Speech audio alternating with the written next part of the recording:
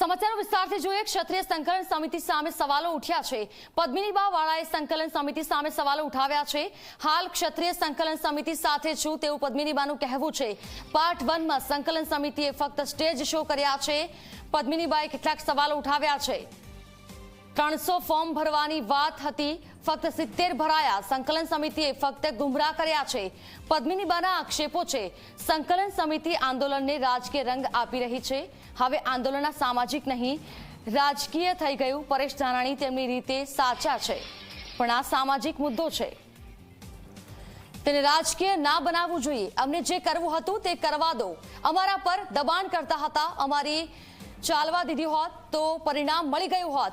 મહાસંમેલનમાં મને સ્ટેજ પર બેસવાની જગ્યા ન આપી, મને સંબોધન કરવાની પણ ના પાડી દીધી હતી। અમારી રણનીતિ પૂરી થઈ ગઈ। પદ્મિનીબાએ કહ્યું છે સમાજ માટે સંકલન સમિતિ સાથે છું, પરંતુ સંકલન સમિતિને લઈને કેટલાક સવાલો મનમાં છે। હાલ ક્ષત્રિય સંકલન સમિતિ સાથે છું, ભવિષ્યમાં ક્ષત્રિય સંકલન સમિતિ સાથે નહીં રહું। પદ્મિનીબાએ સ્પષ્ટપણે કહ્યું છે કે ભવિષ્યમાં હું આ સમિતિ સાથે નહીં રહું, કેમ કે ઘણા બધા સવાલો ઉભા થયા છે। સંકલન સમિતિ અમારી ચાલવા ન દીધી। પદ્મિનીબાએ સીધા આક્ષેપો કર્યા છે કે અમે જે પણ રણનીતિ બનાવી હતી તે મુજબ તેઓ નથી ચાલ્યા અને રાજકીય રંગ આ આંદોલનને આપવામાં આવ્યો છે।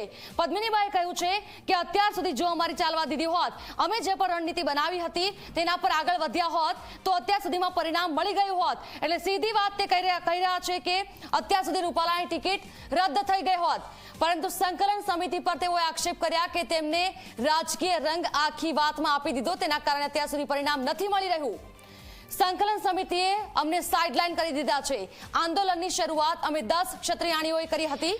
સંકલન સમિતિ જે બેઠક કરે અમને બોલાવતા જ નથી। સમાજમાં બે ફાંટા ન પડે તે માટે હાલ સંકલન સમિતિ સાથે રહીશ। પારણા કર્યા બાદ ક્ષત્રિય અગ્રણી પદ્મિનીબા વાળાએ આ નિવેદન આપ્યું છે। મારી નસો સુકાવા લાગી હતી, માટે મેં પારણા કર્યા છે। હું સમાજની સાથે છું અને હંમેશા રહીશ। સમાજમાં ફાંટા ન પડે એટલા માટે જ હું અત્યારે સમાજની સાથે છું। સંકલન સમિતિ જે બનાવી છે તેની સાથે છું। બાકી ઘણા બધા મુદ્દાઓ એવા છે જેમાં સંકલન સમિતિએ ખોટું કર્યું છે, ગેરમાર્ગે આંદોલનને દોરવાનો પ્રયાસ કર્યો છે। આ સીધા આક્ષેપો પદ્મિનીબાએ કર્યા છે। આંદોલનને રાજકીય ન બનાવવાની ખાસ અપીલ કરી છે। સંકલન સમિતિએ મને સાઇડલાઇન કરી દીધી। આંદોલન પાર્ટ 2 માં હું સંકલન સમિતિનો સાથ આપીશ। પદ્મિનીબાએ કહ્યું છે એક તરફ કેટલાક આક્ષેપો કર્યા છે તો બીજી તરફ તેમણે કહ્યું છે કે હું પાર્ટ 2 માં પણ સાથ આપીશ।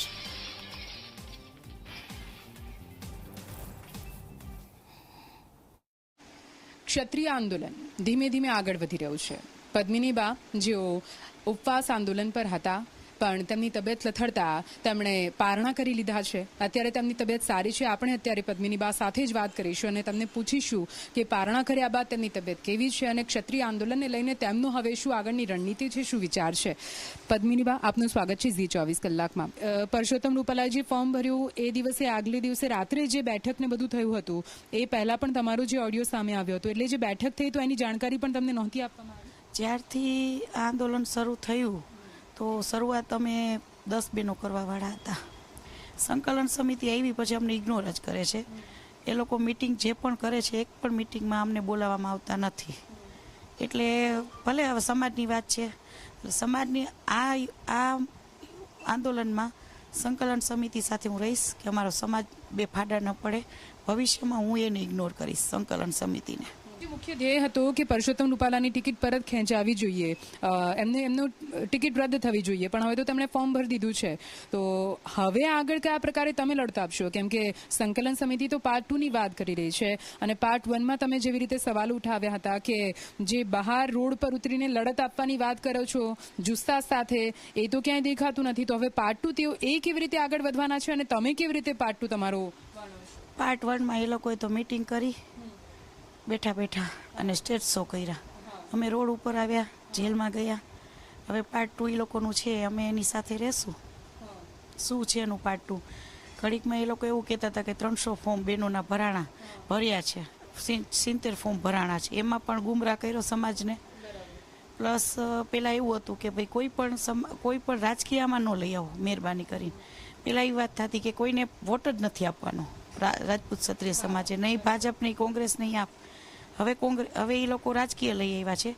સમાજને ગુમરાહ શું કરે છે, હું મહેરબાની કરીને સંકલન સમિતિને મેસેજ આપવા માંગુ છું કે આમાં મહેરબાની કરીને રાજકીય ન લઈ આવો. સમાજનો તમને એવું લાગે છે કે આ સામાજિક જે મુદ્દો હતો ને આખો રાજકીય બનાવવાનો પ્રયત્ન? દેખાય જ છે, ચોખ્ખું દેખાય છે. સામાજિક પ્રશ્ન છે ને બેનો દીકરીઓનો, આ રાજકીય થઈ ગયું હવે તો. જી, કે જેવી રીતે પરેશ ધાનાણી દ્વારા પણ કહેવામાં આવ્યું કે ભાઈ હું તમારી સાથે છું, હું તમારો ભાઈ છું, એ વખતે ક્ષત્રાણીઓને આંખોમાં આંસુ આવી ગયા હતા, તો શું એ આંસુ ખોટા હતા એવું કેવું? ના ના, એ ભાઈ એની રીતે સાચા છે.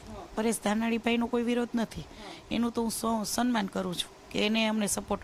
પણ રાજકીય શું કામ? સમાજમાં રાજકીય લઈ આવાય નહીં. સામાજિક પ્રશ્નને સામાજિક દરજ્જાથી જ સોલ્વ કરવામાં આવે. પણ એટલે તમારી જે લડત છે પરસોત્તમ રૂપાલા સામેની, એ લડત રાજકીય રીતે પણ છે, અને રાજકીય રીતે જે લડત લડાઈ રહી છે એની સામે એમનો પક્ષ મૂકવા અને એનો વિરોધ કરવા માટે પરેશ ધાનાણી મેદાનમાં આવ્યા છે ને. એમણે કીધું છે કે જો પરસોત્તમ રૂપાલાની ટિકિટ રદ થશે તો હું પણ ચૂંટણી નથી લડવાનો. તો આ વાતને તમે કેવી રીતે લો છો? તમારો ભાઈ જ આવ્યો છે આગળ રાજકીય રીતે લડવા. જી, હવે એ તો જે આગળ થાય બરાબર. મારો સમાજને સપોર્ટ મારો રહેશે. સમાજ મને જે કહેશે હું કરીશ, અને હંમેશા સમાજને સાથે લઈને જ ચાલીશ. એટલે તમે સંકલન સમિતિને જે મેસેજ આપ્યો કે ભાઈ પાર્ટ 2 તમે કેવી રીતે આગળ વધારશો, તમે કીધું કે બેઠકો કરીને અને ખાલી સંમેલનો કરીને પોતાનો વિરોધ પ્રદર્શિત કરે છે, તમે લડત આપવા માંગો છો, તો બીજા પાર્ટ 2માં પણ જો એ જ પ્રકારે બેઠકો અને સંકલન સમિતિના એમ કે સંમેલનો દ્વારા સંદેશ આપવામાં આવશે તો તમારી રાહ અલગ હશે? ના ના, હવે અમારે જે કરવું હતું ને એ કરવા જ નથી દીધું. અમારી રણનીતિ જે હતી ને એમાં અમને ખૂબ જ રોકવામાં આવ્યા છે. તો પદ્મિનીબા એ જણાવો કે તમારી રણનીતિ શું હતી, ક્યાં રોકવામાં આવી? એવું નહીં કહી શકું, પણ અમારી રણનીતિ ચાલી હોત તો અમારી જીત થઈ ગઈ હોત 100%. એટલે તમને દબાવવામાં આવ્યા છે? દબાવવામાં કંઈ બોલવા નથી દેવામાં આવે. અપમાન કર્યા છે સતત ને સતત. અપમાન કર્યા છે તમારે? જી, નેક્સ્ટ નહીં પણ સુરેન્દ્રનગર સંમેલનમાં પણ એક વ્યક્તિએ કીધું હતું પદ્મિનીબાની સ્પીચ નહીં, ફક્ત એક વ્યક્તિએ કીધું હતું. અને આ મહાસંમેલનમાં પણ મને સ્પીચ પણ નહોતા આપતા, બેસવાની જગ્યા પણ નહોતા આપતા. તો આ આંદોલનની શરૂઆત તમારા દ્વારા થઈ છે? જી, આ મારા દ્વારા ને બીજા અન્ય બહેનો છે જેની અટકાયત થઈ હતી, એ લોકોને અમને તો ઇગ્નોર જ કરી દીધા છે. જી, તમને હવે તમારો એવો આરોપ છે કે સંકલન સમિતિ આંદોલનમાં પૂરા તમને સાઈડમાં ધકેલી દીધા છે, તો હવે કેવી રીતે તમે પાછા મુખ્ય ધારામાં આવશો? એ તો સમાજને વિચારવાનું છે બરાબર. અને હવે તો જે અમારી રણનીતિ હતી પૂરી થઈ ગઈ બરાબર. હવે સંકલન સમિતિ સાથે અત્યારે હું રહીશ સમાજના લીધે. મને મારા સમાજ પ્રત્યે લાગણી છે, હંમેશા રહેશે. સમાજના લીધે મેં ઘણું જાતું કર્યું હતું પહેલાં પણ અતિશય મારું અપમાન થતું ગયું એટલે હું બોલી છું. અને સમાજના લીધે અત્યારે સંકલન સમિતિ સાથે અત્યારે રહીશ. હવે પાર્ટ 2 એ લોકો કરે એની સાથે છીએ અમે.